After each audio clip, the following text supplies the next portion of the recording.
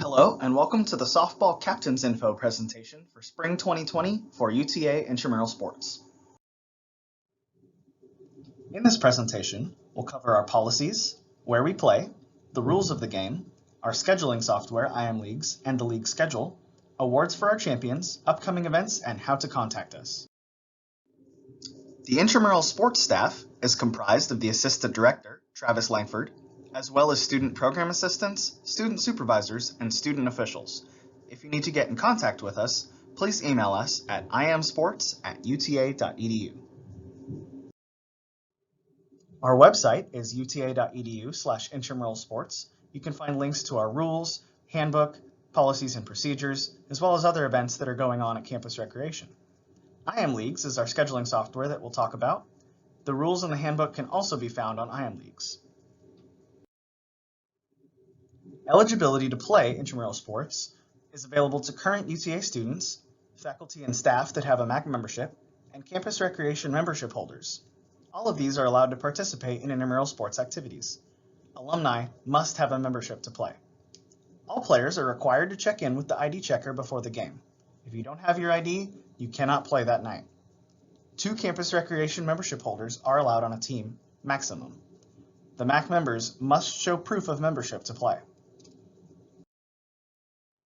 Players are not allowed to play on 2 different teams in the same division. A random eligibility check is held on the field, and a full check is held in the intramural sports office. If the game in which a player signs in is a forfeit, they're still considered to have played in that game and to be on that team's roster.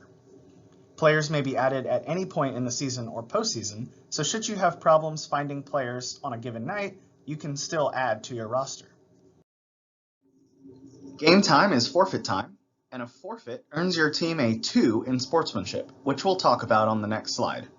If you know that your team can't make a game, you may call the intramural sports office or email imsports@uta.edu. If this is done by 3 p.m. on the day of the game, or 3 p.m. Friday for a game on the weekend, this is called a default and will carry a sportsmanship rating of 2.5. Players are not allowed to switch teams after the second week of the season, and if they do before the second week, they will have to sit out a minimum of 1 week in order to transfer between teams. Our sportsmanship system is as follows. Teams will be awarded a sportsmanship grade for each game based on their conduct. A 4.0 or an A is above and beyond conduct and sportsmanship. Good conduct and sportsmanship will be assigned a B or a 3. Average conduct and sportsmanship is a 2. Below average conduct and sportsmanship is a 1. And an F, or 0 points, is poor conduct and sportsmanship. Teams must maintain a 2.5 average in order to be eligible for playoffs. And once in the playoffs, a team must maintain that 2.5 average in order to remain in the playoffs. The way our structure works in the playoffs is that every team makes the playoffs, except for those that don't qualify because of sportsmanship or forfeit. Unsportsmanlike behavior will result in a caution, which could be penalties within the game, ejection, suspension, or a judicial hearing or dismissal from school in some of the most extreme cases. In all of our intramural sports sites, there is no smoking, no alcohol, and no tobacco products. All intramural sports participants play at their own risk. However, the Department of Campus Recreation encourages all participants to have medical insurance in case of injury. Every team makes the playoffs, except for teams that have 2 or more forfeits, or teams that default or forfeit greater than a combined 50% of their scheduled games, or any teams with less than a 2.5 sportsmanship average. If there are enough teams, there will be 2 divisions, a competitive bracket with teams that have a win-loss record above 500, and teams that have a win-loss record below 500 will go into the recreational bracket.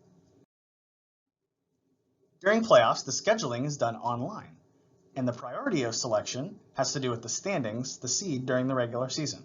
That's decided primarily by win-loss record, and a tiebreaker will be sportsmanship, and then which team has more forfeits or defaults, if they've played head-to-head, and finally our last tiebreaker is points against. Unfortunately, it is impossible to ensure that every team plays at their usual time, so be prepared to play on a date time that is not unusual.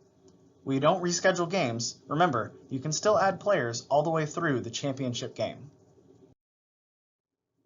We play at the Campus Recreation Fields Complex. If you search intramural fields in Google Maps, it'll take you right there. It's at the intersection of Mitchell and Fielder, and you must have your ID to enter at all times, no exceptions. There's no alcohol allowed, no tobacco, no smoking or vaping, but pets are allowed at the Campus Recreation Fields complex. Teams will play 2 games per week, and the day of the week depends on which division you signed up for. We will notify all players via IamLeagues if the game is canceled for weather. We also post on our social media sites. Please ensure that all players are on the roster before the first game. If you have any issues getting players on the roster on IamLeagues, please email iamsports@uta.edu. All players must wear athletic shoes. This means no bare feet, flip-flops, metal cleats, or boots. And players will be issued an unsportsmanlike conduct if they're caught wearing metal spikes. If they injure someone with their metal spikes, that player is ejected. No jewelry may be worn while playing softball. Bats must have a USSSA or an ASA stamp of approval to be legal. Gloves are available for checkout at the fields, and Intramural Sports will provide balls to use.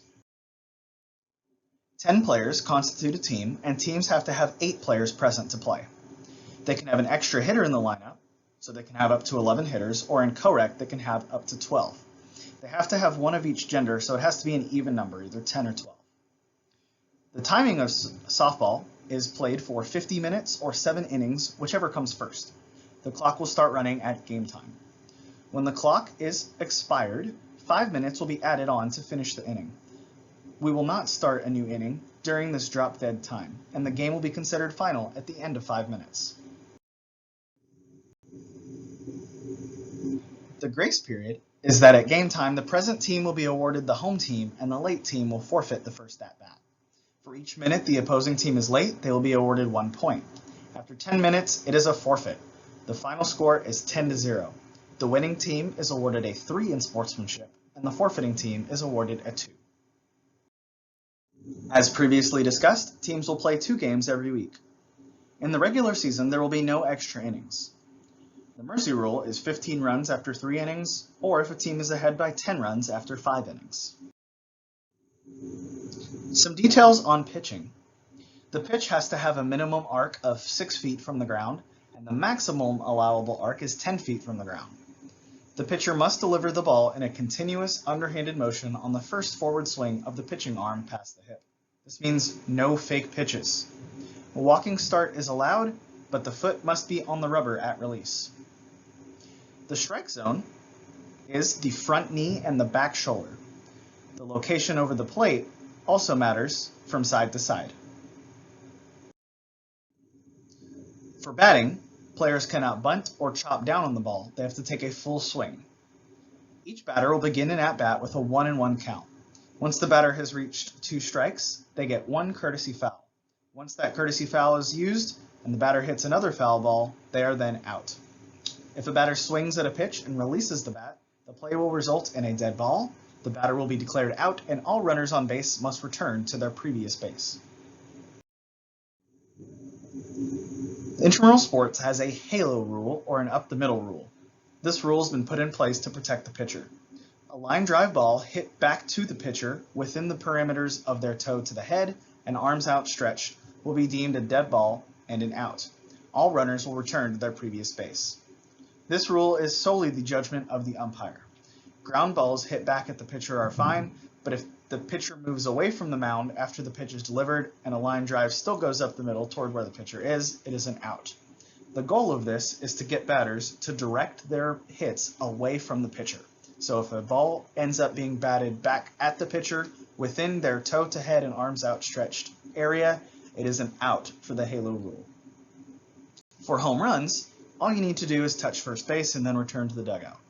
Each team is allowed 3 home runs per game, and after their 3 home runs, each one after that will result in an out. Base stealing is not allowed. You have to stay on the base until a pitched ball reaches home plate or is hit. Runners cannot run more than 3 feet out of the baseline to avoid a tag, but they also have to avoid the contact with the defensive player. If a thrown ball is thrown out of the field of play, all runners will advance 2 bases from the point in which the ball was released by the fielder.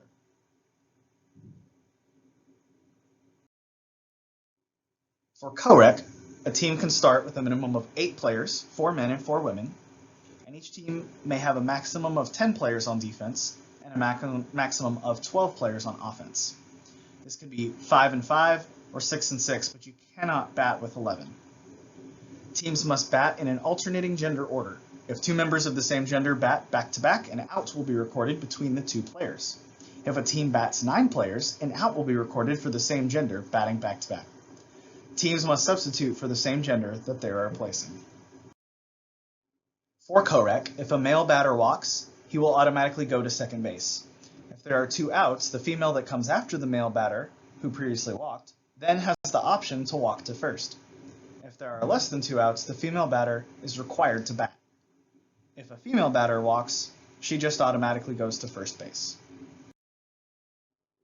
The competitive division champions will receive t-shirts, and a player has to have played in at least 2 games to be eligible for a t-shirt. If a player misses the championship game, they can come into the office to pick up their shirt up until the end of the semester. Every champion will receive a wing party at Pluckers in Arlington. They will receive 100 boneless bites per team. You have to be present to receive the boneless bites, and please take care of the waitstaff. Tip them as if you were buying the wings. You have to use the coupon before the end of the semester. Typically, the Friday after graduation is your deadline. We're glad you're playing this sport with us. Please take a look at the other sports we have available. Our team sports are on the left, and the individual dual sports that we have to offer that are free are on the right. All of these can be signed up for on IM Leagues.